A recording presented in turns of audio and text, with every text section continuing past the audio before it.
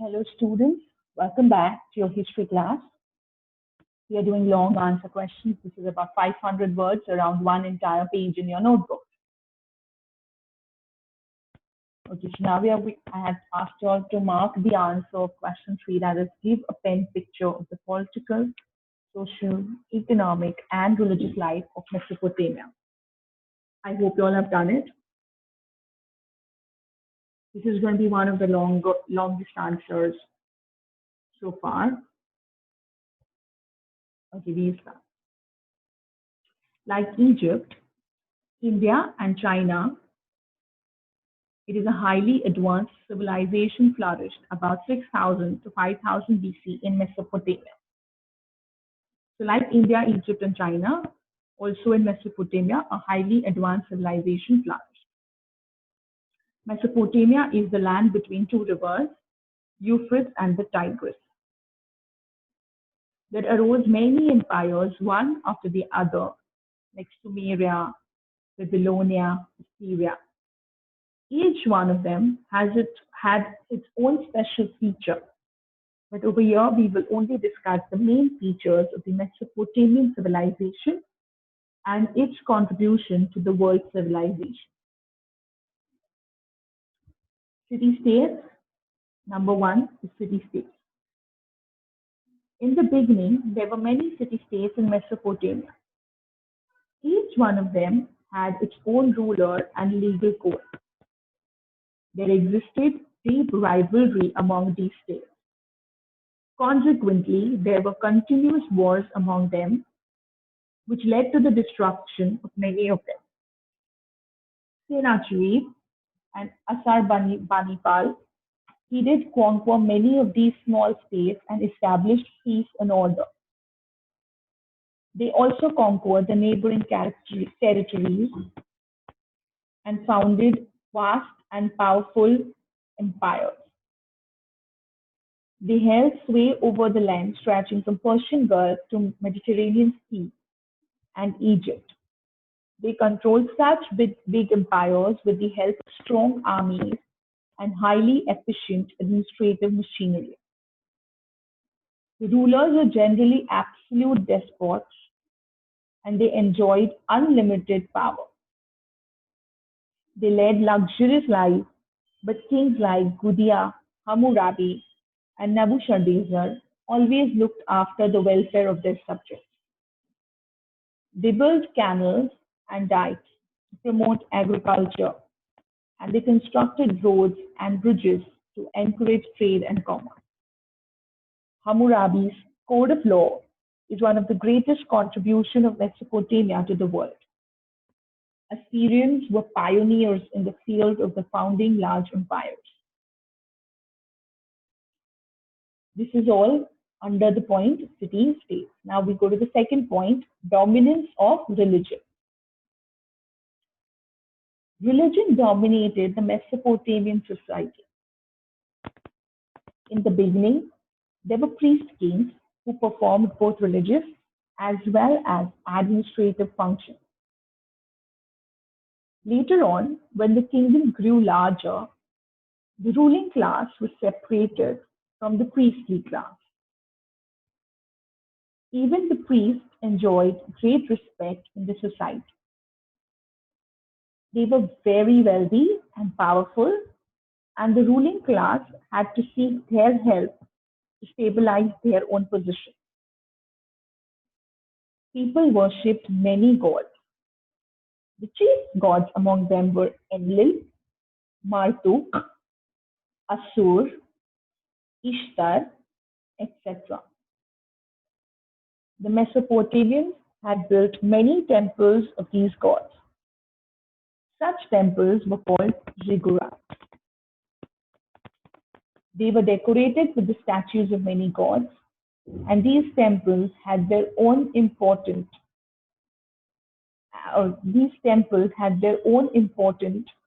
importance, and they were the centers of education, and they were also used as observatories by the astrologers to observe the stars and planets.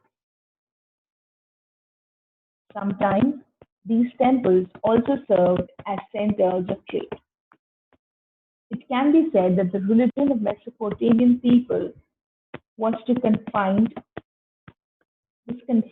to gods, temples, goddesses, and priests. Now we talk about the social life and the way of living. Society in Mesopotamia was generally divided into three classes: the upper class, the middle class, and the lower class. The upper class was comprised of priests and nobles who led a very luxurious life. The middle class people were happy. They consisted of landlords, traders, and craftsmen. The slaves, or the lower class of the society, they were not well off and they were very miserable, especially during the Middle Ages. Women occupied a high position in the society and they were held with great esteem. They could hold property and they could also enjoy great freedom. We talk about the fourth point, that is cultivation and other occupations. The land in Mesopotamia was very fertile as it was irrigated by two rivers, Euphrates and Tigris. They also constructed dikes and reservoirs for irrigation purposes. They grew wheat, barley, vegetables, and fruits. Accord- According to H. A. Davies, Mesopotamians were the first to grow wheat, and it is there one of the greatest contributions to the world's civilization. But during the period of Assyrian ascendancy, not a lot of attention was paid to the cultivation of wheat and other crops, as their main occupation became fighting wars. The craftsmen and like blacksmiths and goldsmiths and weavers, they were very skillful. The credit for the invention of the wheel also goes to the Mesopotamians. It worked wonders and it helped a lot in the advancement of culture and civilization. The world is indebted to them for this. To encourage trade and commerce, the people of Mesopotamia invented many coins, coin weights, and measures. They were well versed in keeping accounts. They lent money on interest. Perhaps they were the first people in the world who issued receipts and bills in business transactions. This was the long answer. You can read, you can pause, listen to the answer again, and write down the important points. But this is the entire thing you will have to mention, which is the political, social, economic, and religious life in Mesopotamia. Now we will talk about the achievements of Mesopotamians in the fields of writing, literature, science, and education. Again, I'll give you 1.5 to 2 minutes to find the answer and mark it. And then when I'm saying it, you underline it, mark it, and add the missing point. Okay?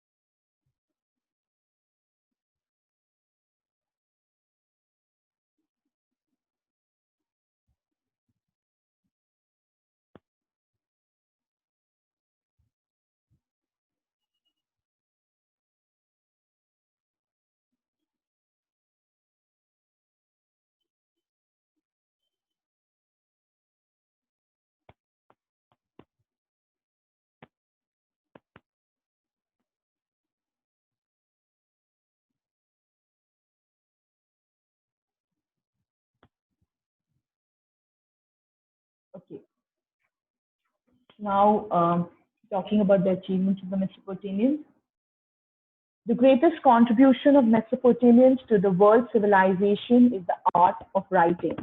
We use this line a lot, and you should. The greatest achievement of Mesopotamians to the world civilization. We just did it, the potter's wheel, the first growth of wheat.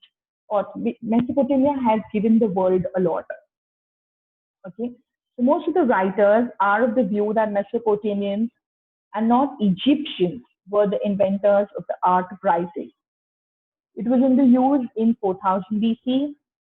They began with drawing pictures. Since the pictures took very long to draw, they shortened the pictures into signs, and later these signs came to stand for sounds or words. They wrote on little clay tablets with a tool of reed or a bone. It is wedge-shaped point, so the writing came to be known as wedge-shaped or cuneiform. They had prepared more than 350 signs, and after completing the writing, they dried the tablets in the sun. They wrote from right to left, but they did not use papyrus like Egyptians. Thousands of such tablets have been discovered in Mesopotamia, which throw a lot of light on the civilization of Mesopotamia. Along with art of writing, literature also developed in Mesopotamia. In the ruins of the ancient Sumerian city of Tello and Babylonian city of Nineveh, big libraries containing thousands of tablets have been dug up. They reveal that the people of Mesopotamia had great interest in literature. Their vast literature consists of stories, epics, poems, hymns, etc. The Epic of Gilgamesh is famous all over the world and is compared with the Paradise Lost written by the great poet Milton. The Mesopotamians also made encouraging progress in the field of mathematics, astrology, and medicine. They were expert in mathematics and were perhaps the first to develop algebra and geometry. 60 was the unit in their system of numerals. They first of all divided an hour into 60 minutes, and then they divided a minute into 60 seconds. They also divided a circle into 360 degrees. They invented the digits 1, 10, 100, and they were very much advanced in astronomy. According to George Guest, Babylonia can be called the birthplace of astronomy because every town has an observatory to study the planets and stars. The people of Mesopotamia could foretell the dates and timings of the lunar and the solar eclipse. They had given definite names to various stars and planets. Like Egyptians, they had also invented a calendar. So then you speak about their astronomical achievements. Okay, you speak about how they had made a calendar. Okay, and how they used to look at the dates and timing, and how they had given names to different stars and planets. Then we speak about the education in Mesopotamia. So great importance was attached to education in Mesopotamia. The ruins of the first school in the world have been discovered in Mesopotamia. So we found some ruins, and which we are considering must have been the first school in the world. The following words had been written on the walls of this school. He who shall excel in tablet writing shall shine like the sun. These words show the importance of the art of writing in Mesopotamia. So from all these accounts, it is quite easy to estimate the contribution of the civilization of Mesopotamia to the world. So the same answer can be written as what was the achievement of Mesopotamia to the world in 500 words. In the words of Bill Durant, it was the Mesopotamian civilization which almost created astronomy, added richly to the progress of medicine, established the science of language, prepared the first code of law, taught the Greeks the rudiments of mathematics, physics, and philosophy. I think this completely sums up the answer very well by Will Durant. Okay, with this I end today's class. Uh, Actually, no, not end. I'll do the last question, then end. Okay, so of the new institutions that came into being once city life had begun, which would have depended on the initiative of the king? This is an essay. You have to write an essay on this. So you have to imagine that out of all the institutions uh, that were given birth because of the uh, you know city life, which institution would have been dependent or have been initiated by the king? Write a short essay of 500 words on this. Okay, so I'm gonna read this answer out and then end my work today. And for next class, I need some things ready, so I'm gonna speak about that also. All right, so you have 2 minutes to find the answer. Or write down the essay.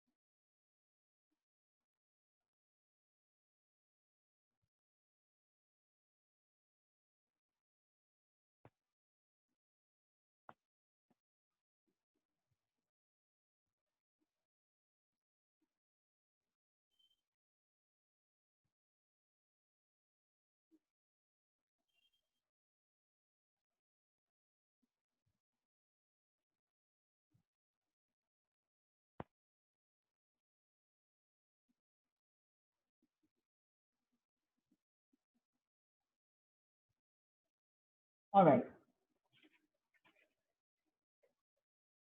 Many grand cities were built in Mesopotamia. Out of these cities, names of Uruk, Lagash, Babylon, Nari, Nineveh are worth mentioning. With the rise of these cities, many institutions gradually came into being, such as the flourishing of many types of industries, beginning of trade or commerce activities, division of labor, establishment of military organization, construction of grand temples and palaces, the beginning of the art of the writing, the progress of art and literature, establishment of well-organized administrative systems, etc. So all these were the things that developed due to the city. In the initiation of all these institutions, the initiative of the monarch was but natural. Without it, nothing could happen like any monarchy. It is another matter that in some institutions, such as the organization of military, the construction of temples and palaces, and in the establishment of efficient administration, the initiative of the king was somewhat more prominent. Flourishing, now there are points here. This is the first point. Flourishing of some industries was not but natural, but due to urbanization. With this, many citizens got employment and they could now earn a livelihood. The second institution that came into being was trader and relative activities with it. The exchange of agricultural products and the industrial goods began through traders. With it, the cities began to flourish. Because of international trade, many beautiful articles began to be imported from other lands. These articles were used to decorate the temples and adorn and renovate the palaces. With the development of the art of writing, this is the third point, the development of art writing, not only industries and commercial activities got the impetus, but an unprecedented advancement took place in the spread of education, the achievement of literature, and in the field of science. Fourth point, the building of the grand and beautiful temples in itself is remarkable. The early rulers of Mesopotamia themselves were priests, and hence the rise of cities took place around these temples. Religion was a dominant factor in the society. The rulers who had control over temples commanded great respect and prestige. Hence, with the passage of time, the grandeur of temples continued to increase, and with it, the authority of rulers also increased. This is why the rulers of Mesopotamia were always in the forefront in spending money lavishly on the temples. Fifth point, the division of labor plays a vital role in urbanization. Until different occupations and their work is not divided distinctively, it becomes quite difficult to make progress in the field of economics. Sixth, without army, it was difficult for the rulers to maintain internal law and order and to protect themselves from alien aggression. So they paid special attention to organize the army in military expeditions. There was very likelihood of getting booty and war prisoners. By distributing booty among their subjects, the kings earned the popularity of the people, and the king used the prisoners to build grand temples and palaces. Without efficient administrative system, it was difficult for the king to govern. So the rulers of Mesopotamia organized a well-established administrative system. With the establishment of such an administrative system, it became easier to maintain peace and order in the state, to build roads, to construct temples and palaces, to travelers, to hold travelers and foreign rulers in great respect, and to arrange lavish parties. So all these were the institutes that came into being, okay, and they would have to be dependent on the king for the initialization. The king would have to initialize this, and only then the institutes would come into being. All right. With this, I end today's class. Next class, I want a map. Okay, I want you all to arrange for an outlined map of. I want you all to arrange for an outline map of West Asia. Please write it down. Outline map of West Asia, especially ancient Mesopotamia. Outline map of West Asia, ancient Mesopotamia. You're going to arrange for this and keep it ready because we're going to do map work next class. Okay. With this, I end today's class. Stay home, stay safe, take care, and keep studying.